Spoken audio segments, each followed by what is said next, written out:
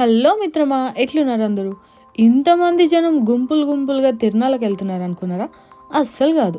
నేను వర్క్ చేసే ప్లేస్ పక్కనే వెంబ్లీ స్టేడియం ఉందనమాట.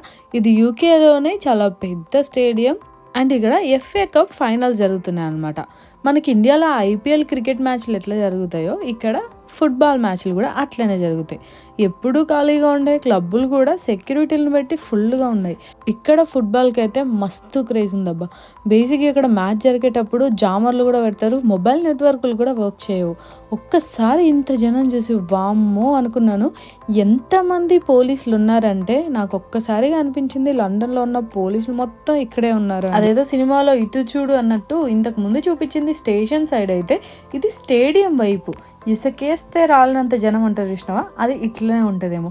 ఎక్కడికక్కడ రోడ్లన్నీ బార్కేడ్లు పెట్టేసి బ్లాక్ చేసి స్తంభించిన ట్రాఫిక్ తోటి ఈ టైంలో షిఫ్ట్ అయిపోతే ఆ కష్టాలు కాదు, అప్పుడే కనిపిస్తారు ఇట్లాంటి వాళ్ళు తాగి పడిపోతారు. వాళ్ళని లేపనికి పోలీసులు పడే కష్టాలు అన్నీ ఇన్ని కాదు. అప్పుడే కనిపించింది మనసు చివుక్కు అనిపించే ఒక సన్నివేశం. ఎక్కడున్నా సరే తండ్రి ప్రేమ వేరబ్బా, అది కూతురు అంటే ఇంకా వేరేలా ఉంటుంది. సో ఇలాగే చిన్నప్పుడు కూడా మా ఫాదర్ కానీ మా గ్రాండ్ ఫాదర్ కానీ ఎక్కడైనా వెళ్తే ఇలా భుజాల మీద కూర్చోబెట్టుకొని తీసుకొని వెళ్ళేవాళ్ళంట నన్ను.